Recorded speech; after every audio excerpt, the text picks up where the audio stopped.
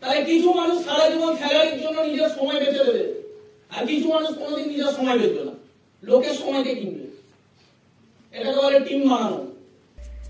এবার আমাকে একটা কথা বলে, ঘরে আমরা যারা যারা বসে আছি 10টা কোম্পানির নাম বলতে পারবো? এই ঘরে আমরা যারা বসে আছি তারা যে কোনো 10টা বিজনেসের নাম বলতে পারবো? তবে ওর নাম কি? জি, জিতের জন্য একটা ইভেন্ট হয়ে যায়। 10টা নাম, তুমি দুটো একটা কোন বিজনেসের নাম বলো না, তুমি যা যাবো।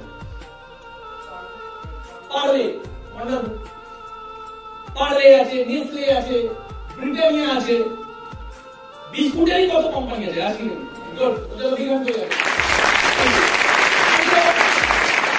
একটা দুটো বললো, আর কেউ?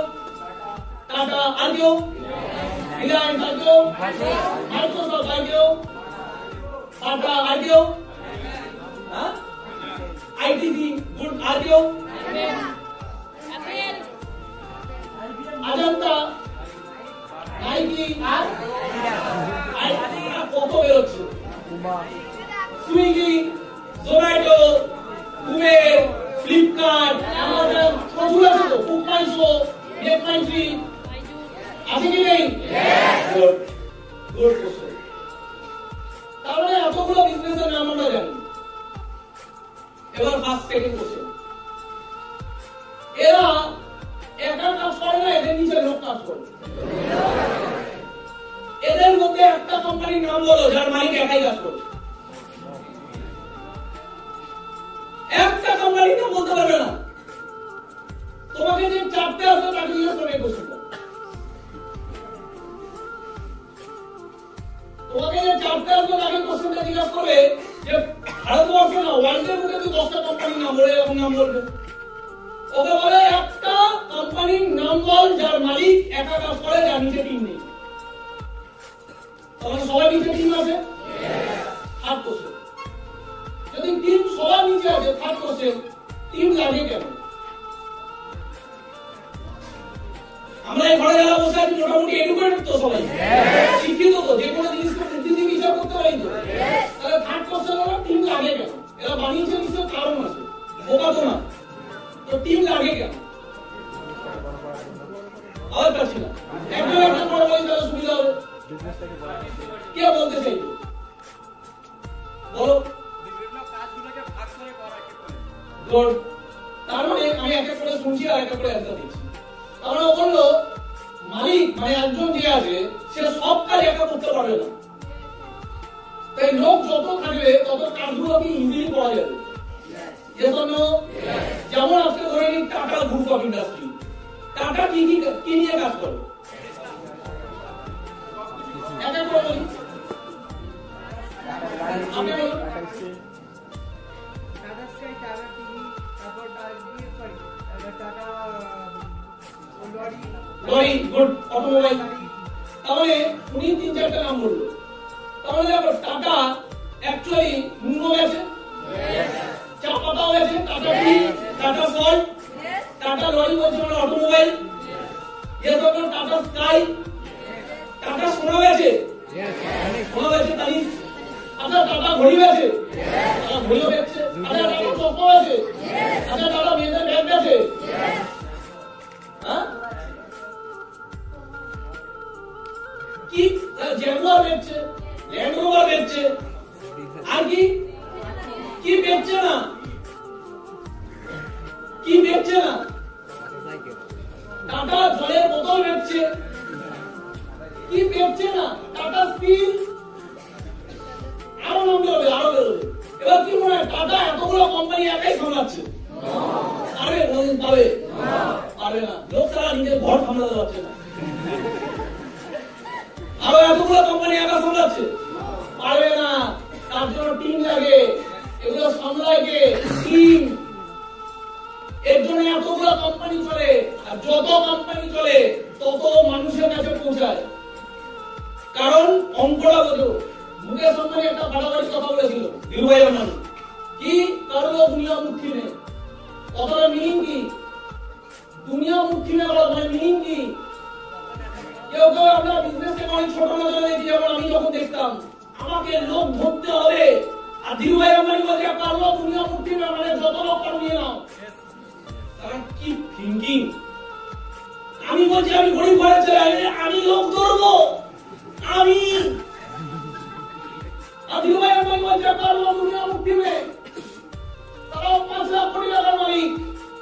আমার 14 পুরুষ মিলে 5 লাখ কামাতে পারিনি, মানে জমাতে পারিনি। আমার 14 পুরুষ মিলে কোনোদিন 5 লাখ কোটি টাকা জমাতে পারবে না, কামাতে পারবে না। দুজনের সোচ কি? একজন জেনারেশন একটা জেনারেশন কি করে বিজনেস, আমি বলি বিজনেস, বিজনেস, দোকানদার বিজনেস, কি ডিফারেন্স? আমার কাছে হ্যাঁ কি না? ওর টার্গেট বিজনেস, আমার টার্গেট জব।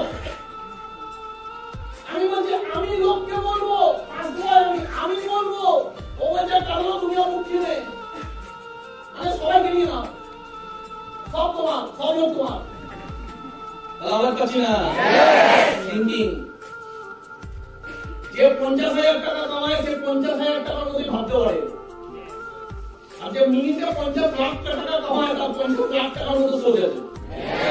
আমার কাছে বলে যাচ্ছি কিছু কারণে তো সারা টাকা, কিছু কারণে তো আম্বানি, সারা আমার জেনারেশন কোনোদিন আম্বানি হতে পারলো না। ঠিক না বল? দুটোর মধ্যে কি আমার দাদুর মধ্যে আর ধীরুভাই আম্বানির মধ্যে কোনো ডিফারেন্স ছিল? ধীরুভাই আম্বানির 2 হাত, আমার দাদুরও 2 হাত। ধীরুভাই আম্বানির 2 পা, আমার দাদুরও তাই। ধীরুভাই আম্বানির একটাই মাথা, আমার দাদুর একটাই মাথা। এমন তো না যে ধীরুভাই আম্বানির ঘিলু বাইরে লটকা চেক আছে, একই সফটওয়্যার, একই হার্ডওয়্যার। তাহলে প্রবলেমটা কোথায়? ও মানুষ, আমার দাদুও মানুষ, ওর রক্ত রং লাল, আমার দাদুর রক্তের রং লাল। ও দিনে 24 ঘন্টা, আমার দাদুর দিনে 24 ঘন্টাই ছিল। তাহলে ও কেন জায়গায় গেল, আমার দাদু ছাড়া কেন গেল? হ্যাঁ, তবে আমার দাদু জায়গা প্রাপ্ত, তার ছেলেকে হয়তো। তোর বাবা কি টাকা, তোর বাবা কি টাকা? যদি ওর ছেলে বুঝে পছন্দ করতে কেন টাকা না, তাই জানি। আমার কাছে বলে দেওয়া ঠিক আছে। তার মানে এখানে আমরা বুঝতে হবে যে সব বিজনেসম্যানের টিম আছে। কেন আছে? যেমন ও একটা কারণ বলি, আর কেউ কারণ বলতে পারবে? বলো। 10 জনের কাছে 10 রকম নলেজ পাবে। 10 জনের কাছে 10 জন, এক্স্যাক্টলি। এটা কি একটা কথা শোনার একটা গল্প মনে হলো, শুনতে চাই? একবার ফোর্ড কোম্পানি ওপর বিশাল বড় একটা কেস ঠুকে দিয়েছিল একজন, ফোর্ড কোম্পানির মালিকের উপর। কি কেস ঠুকে দিয়েছে? বলছে এই লোকটার এত টাকা কামানোর মতো যোগ্যতাই নেই। কেন? কারণ এই লোকটা শিক্ষা এডুকেশন বলছে এই লোকটা এত টাকা কামানোর যোগ্যতা আছে না। যখন ওনার উপর কেস ঠোকা হলো, উনি তখন একটাই অ্যান্সার দিয়েছিল। যখন কেসে ওনাকে কোশ্চেন করা হচ্ছিল যে আপনার পড়াশোনা এই লেভেলে, আপনি কি করে এত টাকা কামাচ্ছেন, তখন উনি একটাই কোশ্চেনের অ্যান্সার দিয়েছিল। বলছে আমি কোন জিনিসের অ্যান্সার জানি না, আমার কাছে অত নলেজ নেই, কিন্তু আমি আমার সেক্রেটারিকে ডেকে আনছি, আমার কোম্পানিতে এরকম টপ অফ দ্য টপ লেভেলে ম্যানেজমেন্ট পোস্টে বসে আছে এরকম 50 জন। আপনার যা জিজ্ঞেস করার আছে আপনি ওদেরকে জিজ্ঞেস করে দিন, ওরা সব কিছু অ্যান্সার দিয়ে দেবে। আর ওরা সব আমার কোম্পানিতে কাজ করে।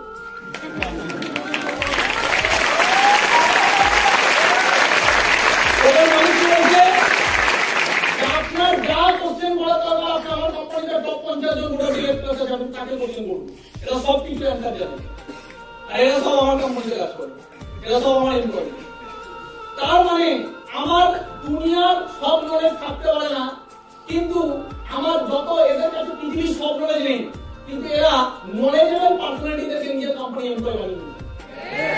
টাটা গয়নার ব্যাপারও জানে, টাটা লরি ব্যাপারও জানে, টাটা গাড়ির ব্যাপারও জানে, টাটা চা পাতা তৈরি করতে জানে, টাটা নুন তৈরি করতে জানে, টাটা স্কাই জানে, সব জানে টাটা।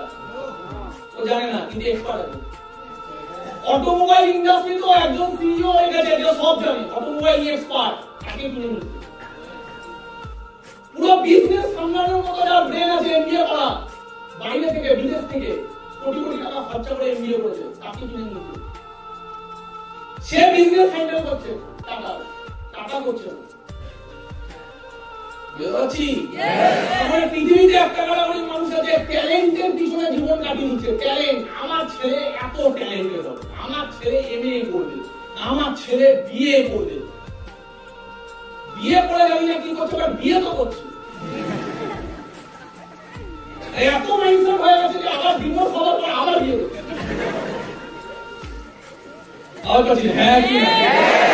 তার মানে পৃথিবীতে একটা কারাগারি মানুষ জীবনের কিসের পিছনে দৌড়াচ্ছে? ট্যালেন্টের পিছনে। দেখুন ডিফারেন্সটা বুঝুন। পৃথিবীতে একটা কারাগারি মানুষ ট্যালেন্টের পিছনে দৌড়াচ্ছে, পৃথিবীতে একটা কারাগারি মানুষ বলছে ট্যালেন্টের পিছনে দৌড়াবি। আর যারা যারা ট্যালেন্ট কামাচ্ছে তাদের মধ্যে মালকে চয়েস করে, ট্যালেন্টের মালকে চয়েস করে নিজের কোম্পানি এমপ্লয় করবে। That's called talent compounding. এটাকে বলে talent compounding। মানে আমার ট্যালেন্ট নেই কিন্তু ট্যালেন্টেড মানুষদের টিম বানিয়ে আমি ট্যালেন্টেড কম্পাউন্ড করলাম।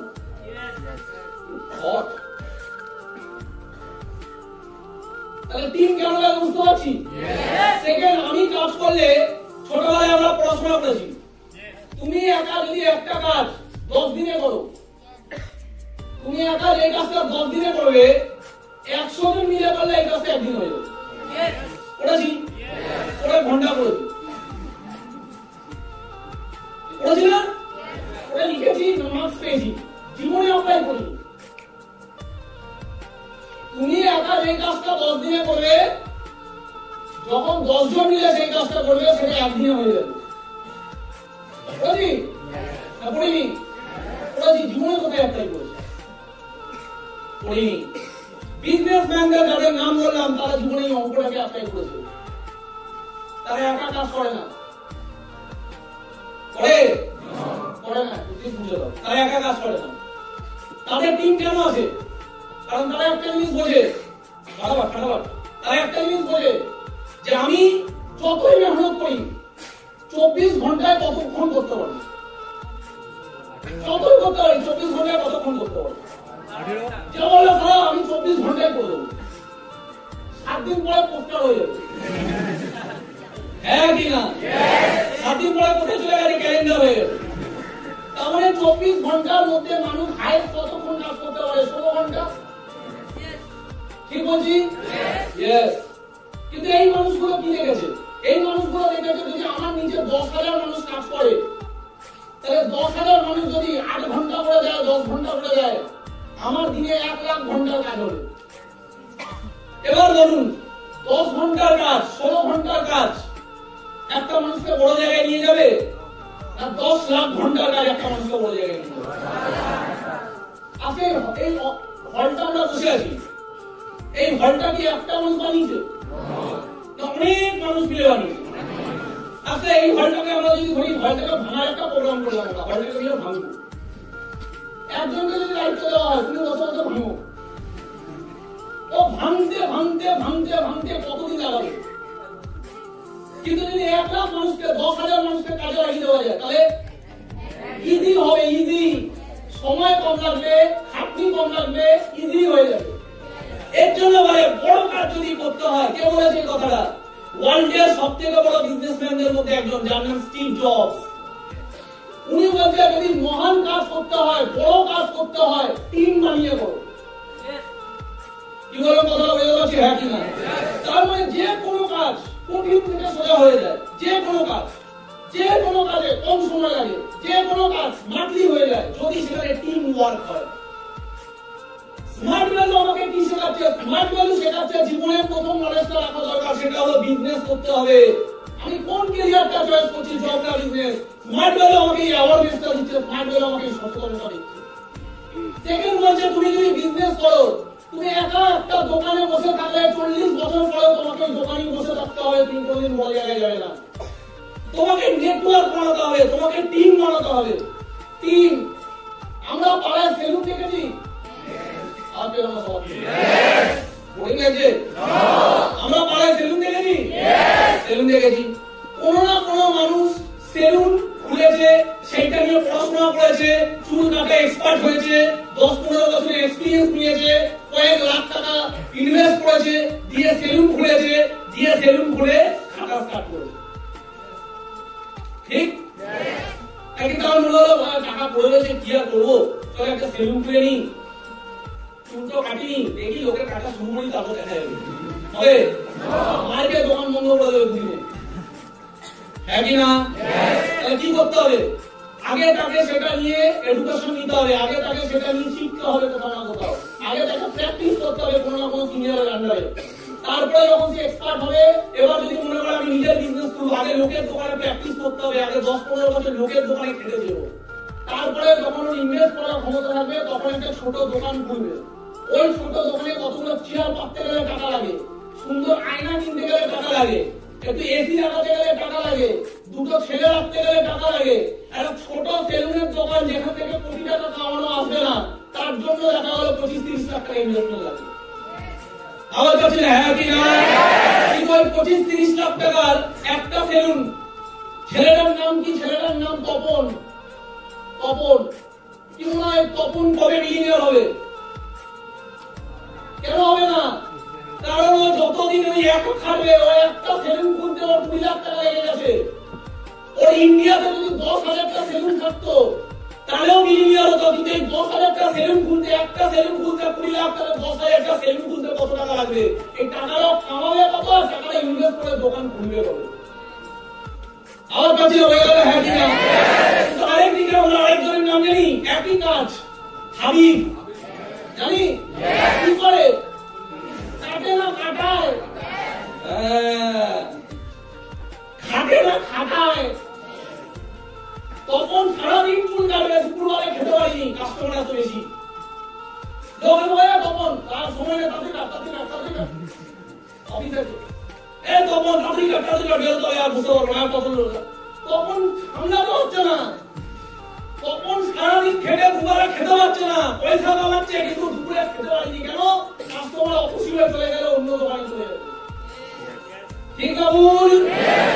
খাচ্ছে, বিলিয়নিয়ার হচ্ছে না, কারণ একটা সেলুন খুলেছে, 20 লাখ টাকা ইনভেস্ট করে, এখন এই টাকাটা তুলতে 10 বছর লাগবে। আর হাবিবের পুরো ভারতবর্ষে 10,000টা সেলুন আছে। তোমার কি মনে হয় হাবিব 10,000টা সেলুনে গিয়ে চুল কাটে লোকে? কে কাটে? ওই সেলুনে যারা চুল কাটে তাকে কি বলে? নাপিত বলে না, হেয়ার স্টাইলিস্ট। পাড়ার তপনকে বলে নাপিত। আর হাবিবে যখন চুল কেটে আসছে, পাড়ার তপনকে দিচ্ছে 50 টাকা, আর হাবিব নিচ্ছে 300 টাকা। হাবিবের যে চুল কাটছে তাকে বলে হেয়ার স্টাইলিস্ট, এর জন্য কোর্স করেছে 7 লাখ টাকা দিয়ে, চুল কাটার কোর্স করেছে। হ্যালো, হাবিব কজনের চুল কাটছে?